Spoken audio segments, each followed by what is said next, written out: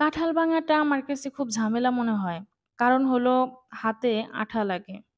আঠা লাগার কারণে কাঁঠাল ভাঙতে ইচ্ছা করে না। তারপরেও আর কিছু করার নাই। নিজের কাজ নিজে করা অনেক ভালো আমি মনে করি। তো করতেই হবে। এদিকে রান্না-বাড়ার আয়োজন সব কাইটা-কুইটা রেডি করে নিমু। আর রান্নার আগে সবসময় আমি সব কাজ মানে গুছাইয়া নেই। গুছাইয়া নিলে আমার রান্নাটা খুব তাড়াতাড়ি হয়ে যায়। আর যেহেতু আমার হাতে অনেক সময় কম থাকে, আর অফিস করলে জানেনই তো সময় খুব কম পাওয়া যায়। যার কারণে সব গুছিয়ে নেই।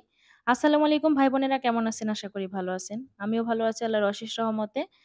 তো এই ঠান্ডার মধ্যে কিন্তু কাঁঠাল খাইতে অনেক বেশি ভাল লাগে। অনেকে মুড়ি দিয়ে খায়, অনেকে মুড়ি ছাড়া খায়। আমি আজকে মুড়ি দিয়েই খাবো। আর আমার কাছে ভালো লাগছে মুড়ি দিয়েই কাঁঠাল খাইতে।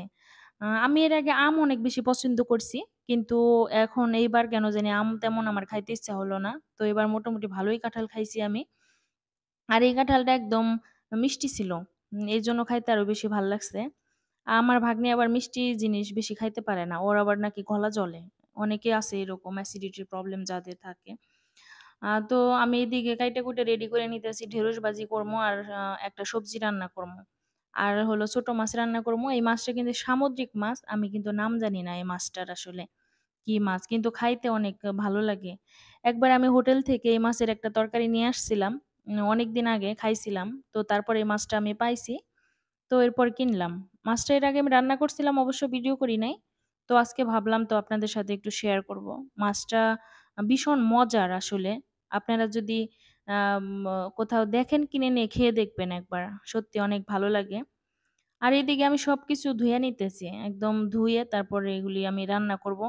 আর ছোট মাছ আমি সবসময় হাতে মাখিয়ে রান্না করি। অনেকে অন্যভাবে রান্না করে, আমি হাতে মাখিয়ে রান্না করমু। আমার কাছে ভালো লাগে হাতে মাখিয়ে নিলে। আর এদিকে একটা সবজি রান্না করবো, যার কারণে ওখানে আমি ডাল ভিজিয়ে নিছি। ডাল দিয়ে সবজি দিয়ে রান্না করবো আর ঢেঁড়স ভাজি আজকে। এখানে আলু চিকন করে কেটে নিয়েছি আর হলো বেগুন, টমেটো দিব ২ টা টমেটো আর কাঁচামরিচ, পেঁয়াজ দিয়ে মাছগুলা সুন্দর করে ময় মসলা দিয়া হাতে মাখায় নেবো।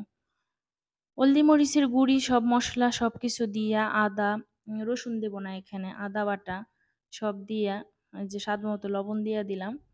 এইভাবে হাতে মাখাইয়া তারপরে রান্না করবো। একটু তেলও দিয়া দিমু এইখানে। আর হাতে মাখায় রান্নার মজাটাই আলাদা। আমি মাংস অনেক সময় মুরগির মাংসটা দেখা যায় হাতে মাখায় রান্না করি। আমার কাছে ভীষণ ভালো লাগে। তো যাই হোক, একেকজনের রান্নার ধরনটা একেক রকম। সবার সাথে সবার মিল থাকবে না। এটা আসলে বলে লাভ নাই। যার যেটা পছন্দ, যে যেভাবে খেয়ে অভ্যস্ত, তার কাছে সেটাই ভালো লাগে।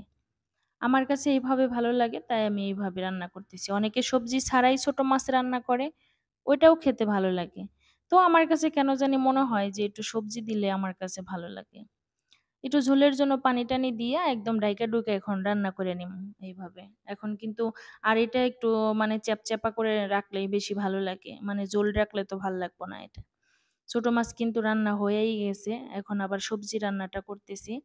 আর সবজিটায় কিন্তু আমি কখনোই পানি দেই না বাড়তি কোনো। ঠিক আছে? এই সবজিটায় যদি পানি না দিয়ে এভাবে রান্না করেন, একদম আস্তে জালে রান্না করতে হবে। মানে খুব অল্প আছে।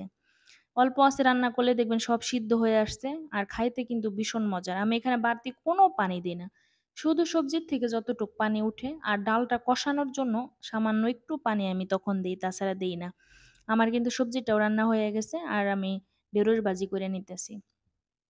ঢেঁড়সটা আমি একটু মোটা, মোটা করে কেটে নিছি। আমার কিন্তু রান্না সব কমপ্লিট। আমার ভিডিও যদি ভালো লাগে লাইক, কমেন্ট, শেয়ার করে অবশ্যই পাশে থাকবেন। আমিও অবশ্যই সবার পাশে থাকবো। আজকের মতো এখানেই শেষ করলাম। আল্লাহ